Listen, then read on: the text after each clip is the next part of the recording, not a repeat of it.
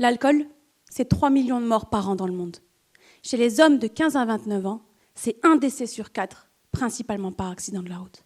Vous inquiétez pas, la suite est plus optimiste.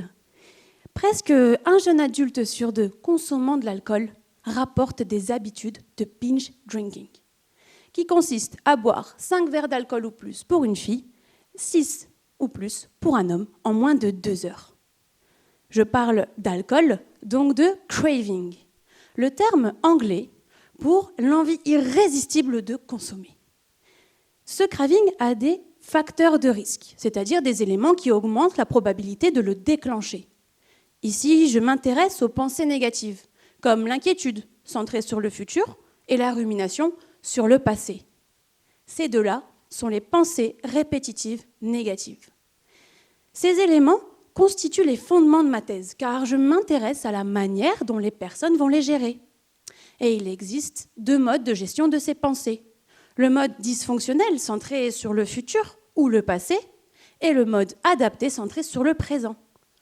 Pour illustrer ça, prenons les joueurs de foot de l'équipe de France, finale de la Coupe du Monde, au tir au but.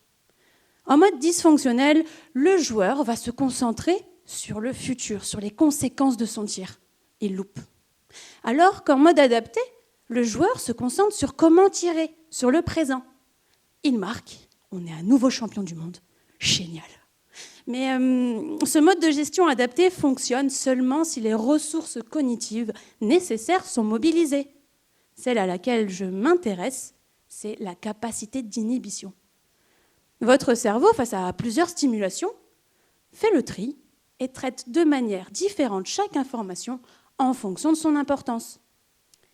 Mes outils s'appuient sur la psychologie expérimentale. Je reproduis en laboratoire la réalité comme déclencher un craving.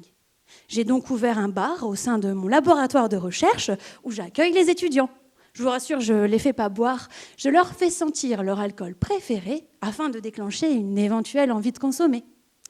J'utilise aussi des questionnaires qui évaluent leur envie de consommer et les croyances associées. Finalement, mes résultats dévoileraient un certain profil à risque de binge drinking. Être une femme avec des capacités d'inhibition faibles et ayant une manière dysfonctionnelle de gérer les pensées répétitives négatives. À partir de ces données, je pourrais mettre en place des stratégies de prévention adaptées. L'alcool, c'est la drogue sociale par excellence qui accompagne tous les moments, détente, festifs. À nous de le remplacer par autre chose. Mais en attendant, rendez-vous au bar après la cérémonie pour la 3e mi-temps.